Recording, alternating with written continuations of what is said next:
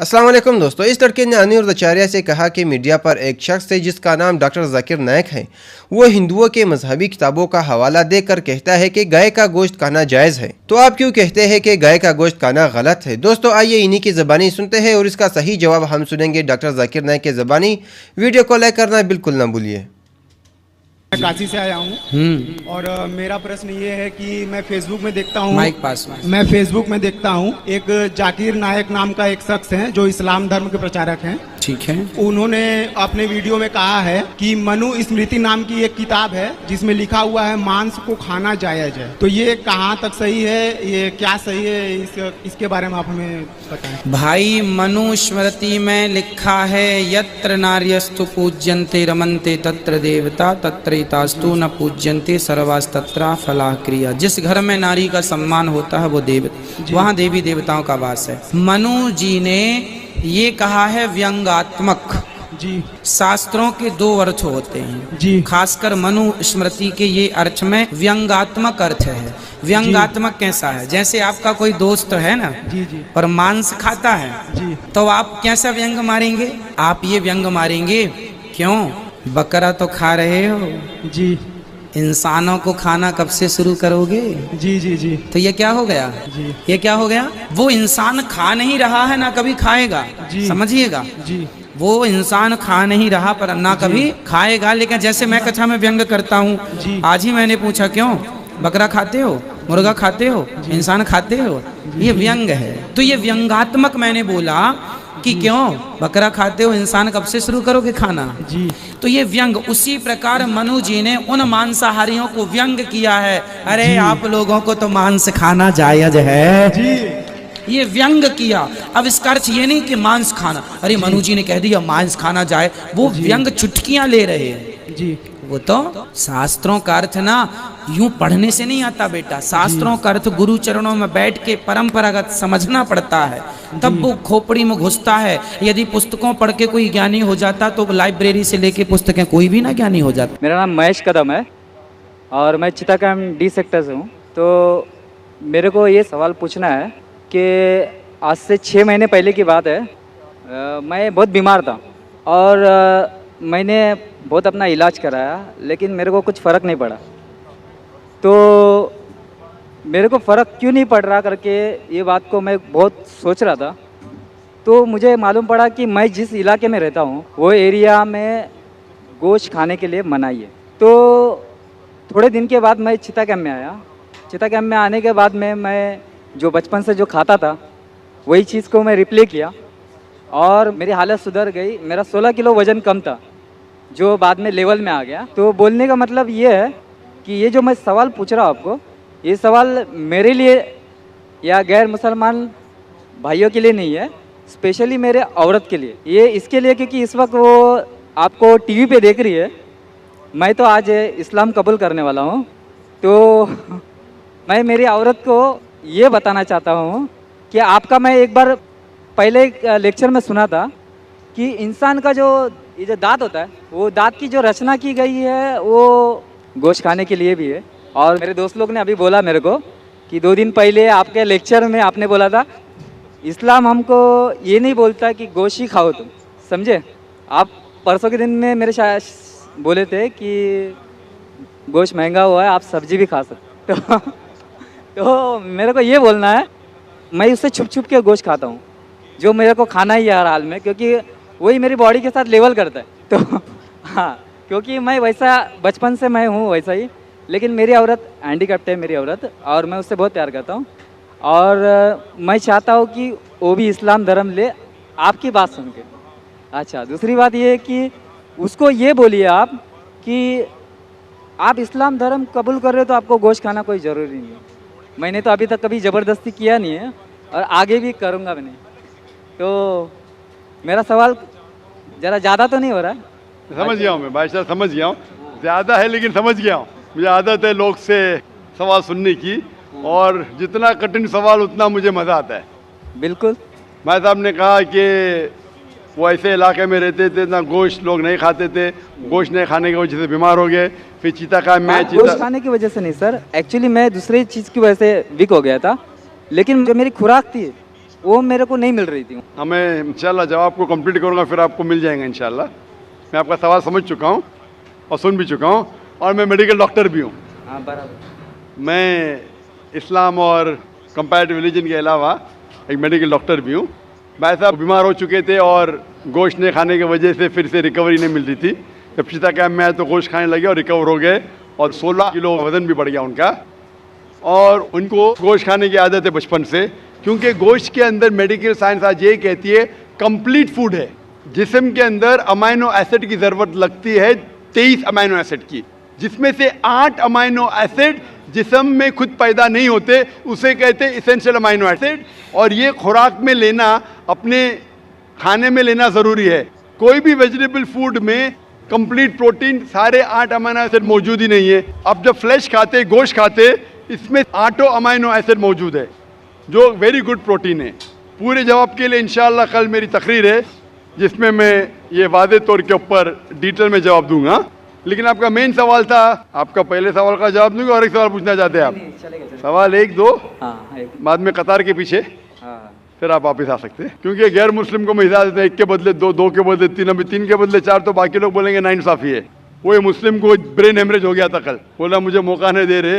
वो हमारे आगे ही थे, आपके आगे था। देखो आपको मौका मिला, उनको नहीं मिला। ब्रेन हेमरेज तो न्यूरो सर्जन को बुलाने पड़ेगा। जैसे मैं कह रहा था कि आप अब इस्लाम से इंशाल्लाह प्रसन्न हैं और आप कबूल करना चाहते। आप साथ साथ ये कहना चाहते आपके बीवी से कि नॉनवेज खाना, गोश्त खाना गलत नहीं। इंशाल्लाह आपकी बीवी से कहिए कि कल मेरा प्रोग्राम अभी लाइव टेलीकास्ट देख रही है, कल भी ये वक्त देखिए 6:15 से लेके 10 बजे तक के, इंशाल्लाह जवाब आपको मिलेगा। लेकिन ये कहना चाहता हूँ कि गोश्त खाना मुसलमान के लिए फ़र्ज नहीं है। किधर भी नहीं लिखा है कुरान या हदीस में क्या मुसलमान को गोश्त खाना फ़र्ज है। कई बार अगर आपका जिस्म गोश्त को हजम नहीं कर सकता है, कई बार कुछ लोगों में, तो उस टाइम गोश्त मत खाओ। आम तौर पे इंसान हजम कर सकता है। अगर आपको कुछ बीमारी है जिससे गोश्त की वजह से आपको तकलीफ होती है तो मत खाओ, खाना फ़र्ज नहीं है। लेकिन अक्सर आम इंसानों के लिए खाना अच्छी बात है। जो चीज़ हर इंसान के लिए गलत है, नुकसानदार है, वो हराम है। मिसाल के तौर पे शराब अक्सर इंसानों के लिए नुकसानदार है, गोश्त ऐसा नहीं है। लेकिन आपकी बीवी को अगर गोश्त पसंद नहीं है और उसे गोश्त का टेस्ट पसंद नहीं है या अच्छा नहीं लगता, वो बिल्कुल फिर भी अच्छी मुसलमान रह सकती है अगर मानती है कि खुदा एक है और बुत परस्ती नहीं करती है। मेरी औरत ये समझती है कि अगर मैं मुसलमान बनता हूँ तो मैं कंपलसरी गोश्त खाऊंगा और उसको भी खिलाऊंगा। तो वो आप अपने तरीके से बताओगे तो थोड़ा फर्क पड़ेगा। भाई को डर है क्या उसकी बीवी समझती है कि अगर ये भाई मुसलमान बन गए तो उसके लिए कंपलसरी और बीवी को खिलाना भी कंपलसरी, उसके लिए भी कंपलसरी नहीं और बीवी को खिलाना कंपलसरी बिल्कुल नहीं है। और एक बात कहूँगा मैं, भाई साहब आप ये कह सकते हैं कि मैं मुस्लिम बनूंगा, आप भी मुस्लिम बनेंगे तो मैं गोश्त खाना छोड़ दूंगा। अगर आपकी बीवी इस्लाम कबूल करने को राजी है आपके गोश्त नहीं खाने की वजह से, तो मैं आपसे इल्तिजा करूंगा, दरख्वास्त करूंगा कि गोश्त खाना छोड़ दो इस्लाम कबूल करने के बाद। आपकी बीवी अगर इस्लाम कबूल करती है तो दोनों को निजात मिलेंगी। ये होता है सैक्रिफाइस करना बीवी के लिए। बिल्कुल ऐसा ही करूंगा। जैसे कहा था कि एक सजदा जिसे तू समझता था गिरा है, एक सिजदा जिसे तू समझता था गिरा है, हजारों सिजदे से देता है आदमी को नजात। मतलब जिससे डर है आपके बीवी को कि वो इस्लाम कबूल करेंगे, कबूल कर लेंगी तो इंशाअल्लाह बाकी परेशानी से उसे निजात मिलेंगी। मैं आपसे पूछना चाहता हूँ भाई साहब, आप इस्लाम कबूल करना चाहते हैं? बिल्कुल करना चाहता आप मानते हैं कि खुदा एक है? बिल्कुल एक है। आप मानते हैं कि बुत परस्ती गलत है? बिल्कुल गलत। आप मानते हैं मोहम्मद सल्लल्लाहु अलैहि वसल्लम आखिरी पैगंबर है? हाँ आखिरी पैगंबर। आपको कोई भी जबरदस्ती करे इस्लाम कबूल करने के लिए? बिल्कुल नहीं। कोई भी दबाव? बिल्कुल नहीं। आप दिल से करना चाहते हैं? दिल से, अपने होशो आवाज में? होशो आवाज। कोई भी जबरदस्ती नहीं कर रहा है? नहीं। इंशाल्लाह मैं अरबी में कहूँगा, आप उसे दोहराइए। अशहदु अशहदु अल्लाह अल्लाह इलाहा इलाहा इल्लल्लाह इल्लल्लाह व अशहदु व अशहदु अन्ना अन्ना मुहम्मदन मुहम्मदन अब्दुहु अब्दुहु व रसूलुहु। उर्फुल। मैं शहादत देता हूँ मैं शहादत देता हूँ कि अल्लाह के अलावा कोई माबूद नहीं और मोहम्मद सल्लल्लाहु अलैहि वसल्लम अलैहि वसल्लम उसके उसके पैगंबर पैगंबर और बंदे हैं। बंदे हैं। माशाल्लाह आप मुसलमान बन चुके और मैं सर- दुआ करता हूँ कि अल्लाह आपकी परेशानी दूर करे और दुआ करता हूँ सर- कि आपकी बीवी को भी हिदायत दे। हाँ सर, मैं क्या बोल रहा हूँ कि मेरे लड़के का नाम सचिन है, सचिन कदम है। जी हाँ। मैं मेरा नाम साजिद रख रहा हूँ, जी हाँ। साजिद, लेकिन सरनेम में मेरा कदम ही रखूँगा क्योंकि मेरे पिताजी बहुत ग्रेट इंसान थे, बहुत अच्छी अच्छी बातें करते थे वो, और मेरे को उन्होंने वैसे ही जीने के लिए सिखाया। वो बोलते थे कि ज़िंदगी में हमेशा स्टाइल से जीना चाहिए और ज़िंदगी का सच्चा स्टाइल दूसरों के लिए जीना चाहिए। तो मैंने जब हैंडीकैप मेरे औरत से शादी किया तो उसके बाद मैं बहुत तकलीफ के साथ में अपनी ज़िंदगी गुजारा हूँ। मैं चाहता हूँ कि आज के बाद में मेरे ज़िंदगी में वापस तकलीफ नहीं आए। मैं मुसलमान बन रहा हूँ, तो इसके लिए सब मेरे मुसलमान भाई मेरे लिए दुआ करें। इंशाल्लाह भाई साहब की दरख्वास्त है कि हम दुआ करें उनकी ज़िंदगी में तकलीफ ना आए। आपने कहा कि आपका नाम साजिद रखना चाहते हैं, अल्हम्दुलिल्लाह अच्छा नाम है। कदम आपका सरनेम कदम। आम तौर पे इस्लाम में सरनेम बदलने की इजाज़त नहीं है क्योंकि सरनेम से पता चलता है आपके खानदान के बारे में। तो आपको सरनेम वही रखना ज़रूरी है। अच्छा आप बदलना चाहे तो भी मत बदलिए। अच्छा। आप अपना नाम बदल सकते हैं लेकिन सरनेम मत बदलिए। मेरा जो लड़का है भाई साहब, मैं बोलता भाई हूँ- साहब, हाँ बोलिए। भाई साहब, बाकी लोग आपके पीछे खड़े हैं हाँ जी। हाँ, बोलिए। आप चाहते हैं आपके मुश्किल दूर हो तो दुआ करने के लिए कह रहा हूँ लोग से। आप सवाल पे सवाल करेंगे तो दुआ करने का टाइम ही नहीं देंगे ना, बराबर बराबर कि नहीं? बोलिए। हम दुआ करते हैं कि अल्लाह ताला आपके ज़िंदगी को आसान बनाए, लेकिन ये नहीं कहूँगा कि तकलीफ ना आए। ये कहूँगा कि जो आपके आखिरत के हक में हो, अल्लाह ताला आपको इतनी तकलीफ कभी भी नहीं देगा जो आप वो तकलीफ उठा ना सके।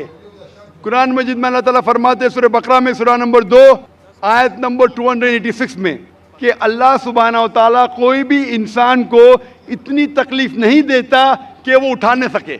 अल्लाह ताला का वादा है। फिर भी हम दुआ करते हैं या रब हमें इतनी तकलीफ ना दे जो हम बर्दाश्त ना कर सके, क्योंकि हम अपने पैर पे कुल्हाड़ी मारते। अल्लाह ताला कभी भी कोई भी इंसान को इतनी मुश्किलात नहीं देता, इतनी तकलीफ नहीं देता जो वो उठा नहीं सकता, लेकिन इंसान खुद अपने पैर पे कुल्हाड़ी मारते, अपने आप को इतने तकलीफ में डाल देते कि उन्हें मुश्किल हो जाता है। अल्लाह ताला कभी भी कोई भी इंसान को इतनी तकलीफ नहीं देता जो वो न उठा सके। मैं अल्लाह से दुआ करूँगा कि अगर तकलीफ आपकी ज़िंदगी में है, आप इंशाअल्लाह इस तकलीफ में सफलता पाएंगे और आखिरत में आपको इसका सवाब मिलेगा। Hope the answer the question. दोस्तों, हिंदू मज़हब में अक्सर लोग गाय को अपनी माँ मानते हैं, अपनी माता मानते हैं। वो कहते हैं कि गाय हमारी माँ है, माता है, हम गाय का गोश्त नहीं खाते। हालांकि ये लोग गाय का दूध पीते हैं मगर उसका गोश्त नहीं खाते। दोस्तों, मीडिया पर आप लोगों ने देखा होगा कि अक्सर लोग कहते हैं कि गाय तो हमारी माँ है, हमारी माता है, लेकिन इन सब के बावजूद ये लोग गाय का पेशाब भी पीते हैं और उनका गोबर भी खाते हैं। अब अगर कोई मान भी ले के गाय इनकी माँ है, इनकी माता है, तो ये लोग अपनी माँ का पेशाब क्यों पीते हैं, गोबर क्यों खाते हैं? कुछ अरसे पहले मीडिया पर एक वीडियो बहुत वायरल हुई जिसमें एक एंकर एक शख्स से पूछता है कि आप लोग क्यों कहते हो कि गाय आप लोगों की माँ है। तो उस शख्स के पास इसका कोई भी जवाब नहीं था। उस शख्स ने कहा कि हमारे बाप दादा मानते थे कि गाय हमारी माँ है, हमारी माता है, तो इसीलिए हम भी यही मानते हैं कि गाय हमारी माँ है। दोस्तों, ये हिंदू लोग बस अब एक बहाना ही चाहते हैं कि कोई मुसलमान गाय को ज़िबा करे और ये लोग उसके खिलाफ आवाज़ उठाए, तशद्दुद करे उन लोगों पर। दोस्तों, अब बकरा ईद आने वाला है। आप लोग मीडिया पर देखेंगे कि इंडिया में, भारत में कैसे फसाद होंगे। ये हिंदू लोग बस एक बहाना ही चाहते हैं मुसलमानों के खिलाफ। दोस्तों, हमारी वीडियो बनाने का मकसद ये नहीं है कि हम हिंदुओं के खिलाफ है या फिर हम एक किसी हिंदू को या नीरदचार्या को या इस लड़के को निशाना बना रहे हैं या इनको गलत ठहरा रहे हैं। हमारी वीडियो बनाने का मकसद सिर्फ यही है कि हम आप लोगों को सच दिखाएं। बाकी आप लोगों के ऊपर है कि आप लोग इस वीडियो को कैसे समझते हैं। इस वीडियो में हमने वो दिखाया है जो सच है। अगर आप लोगों को लगता है कि हिंदू लोग सही हैं, गाय हिंदू लोगों की माता है, उनकी माँ है, तो भी आपकी मर्जी। अगर आप ये समझते हैं कि ये बिल्कुल भी गलत है, हिंदू लोग गलत सोचते हैं, गाय उनकी कैसे माता हो सकती है, तो भी आपकी मर्जी। दोस्तों, इस वीडियो के मुताबिक अपने राय का इजहार कमेंट सेक्शन में ज़रूर कीजिए। वीडियो अच्छी लगी हो तो लाइक करें और हमारे चैनल को सब्सक्राइब करें। वीडियो देखने का बहुत शुक्रिया। मिलते हैं नेक्स्ट वीडियो में, तब तक के लिए अल्लाह हाफिज़।